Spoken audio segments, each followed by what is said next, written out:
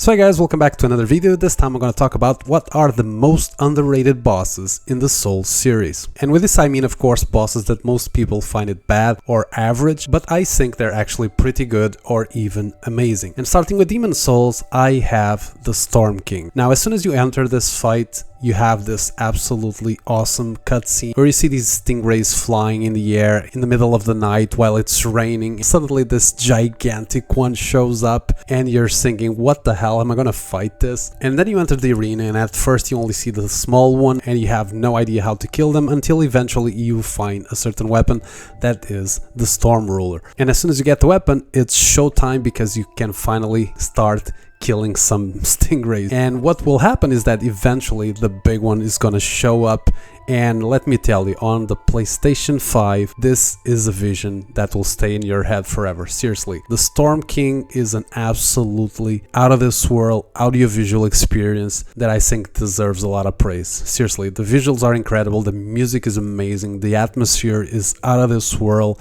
I think the Storm King should be in the conversation for one of the best bosses in Demon Souls, but what I mostly see people talking about the best bosses in this game, it's always about the Flame Lurker or Old King Alon, but I think this boss also deserves a mention because it's absolutely amazing. Now it's time for Dark Souls 1 and I decided to go with the Sanctuary Guardian. Now this is a boss that suffers a little bit because he is the first boss that you fight in an absolutely outstanding DLC with incredible bosses all around.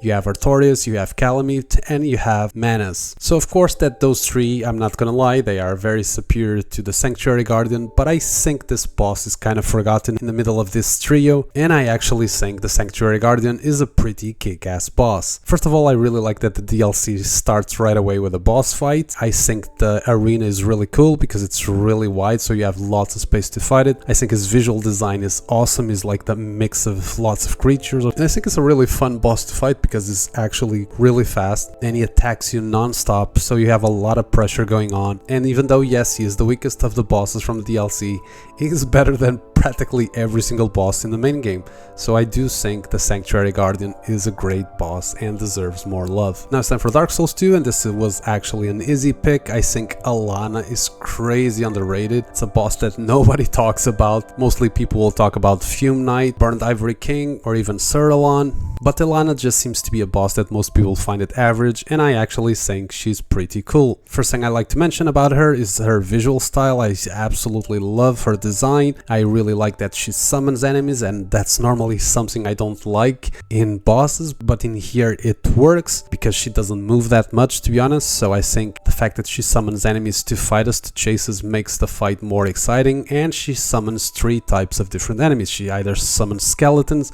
or pigs, which is actually quite funny, or even a goddamn boss bringing Velstad to the fight. She also has an incredible soundtrack that is also very underrated, so I do think Alana is very underrated. She is a very fine boss. It's time for Bloodborne now, and I decided to go with a Bloodstarved Beast. This was one of my favorite bosses in my first playthrough, and it still is to this day. I absolutely love this boss. First of all, I absolutely love the outside of the arena, like this gothic church that looks absolutely amazing, and then you enter the fight and you see that creature at the bottom, and then you go next to her and you see the health bar showing up, and then the music starts, and my god, that music is so freaking good. And then you see the creature coming in your way and you see that her flesh is just hanging to the sides. It is so visceral, it is so horrifying. And then, you know, like first phase is nothing out of this world, I'll give you that, but then second phase hits and the fight just goes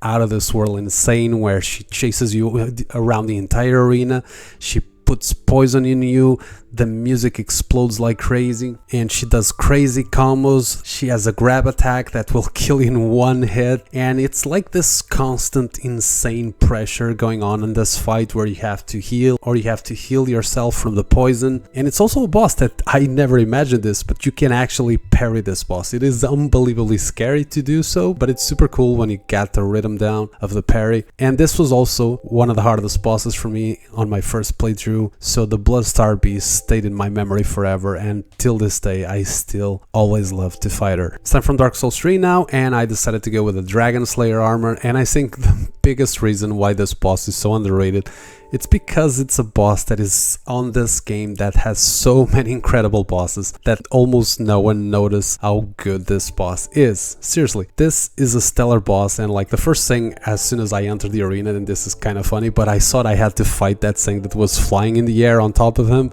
so I didn't even notice him running in my direction. But like, this boss is super cool. First of all, I love his visuals. I think he's stylish as hell. I absolutely love his big axe that he uses. I also love that he is always like chasing us around the arena, so he's always keeping the pressure.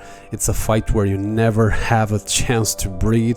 And then the second phase, you know, those creatures in the air just start throwing like meteors or whatever those things are at you, and you know, it makes the fight a little bit harder, and it's just a really exciting fight, super fun, and like I said, a boss that absolutely no one talks about, because it's a boss that is just surrounded by so many incredible bosses that I think Dragon Slayer armor completely stays in the shadows.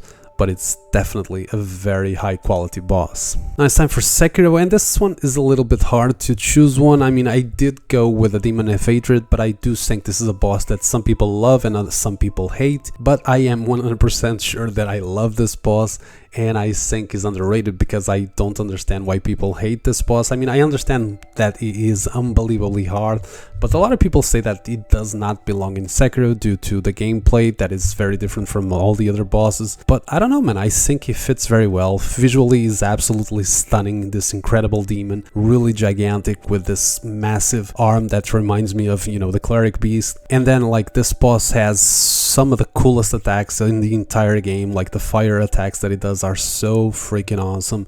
He has 3 goddamn phases, and every single one of them just keeps getting harder. I specifically like the circle of fire that he does in 3rd phase, where he puts us in this really small space where you have to fight him until the fire goes away. It's really cool.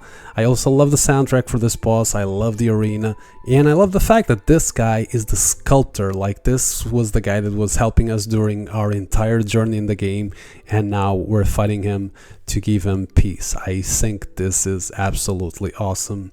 Demon of Hatred is amazing. And now it's time for Elden Ring, and this will be without a doubt the most controversial one, because I went with Promise Concert Rhythm, and like, I do not know what the hell is going on YouTube right now, but there are people making videos about Promise Concert Rhythm being the worst boss ever made in From Software history, and I don't know how is this possible.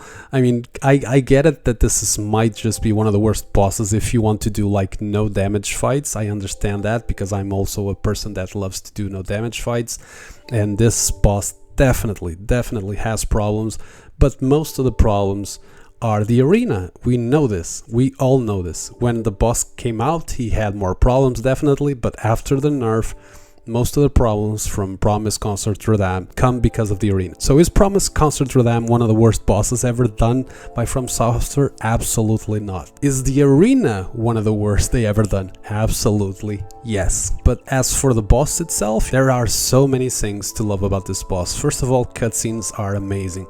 The music is one of the best in the entire game. I would say it's even one of the best in the entire series. The visuals from Promise Concert Rhythm are also very cool. It looks absolutely awesome. The arena, even though it sucks to fight in it, it's also visually stunning. He is without a doubt the hardest boss From Software has ever done before he got nerfed. So when I finally beat him, I think my feeling was the same as everyone else. You felt like a god, it felt amazing. And now that they nerfed him, the boss is much more fun to fight, let's be honest here. And I also think that the boss has some of the coolest attacks to dodge in the entire series. Like, serious, those clones attacks that he does in 2nd phase, once you learn how to dodge them properly, it's just so freaking cool to do it.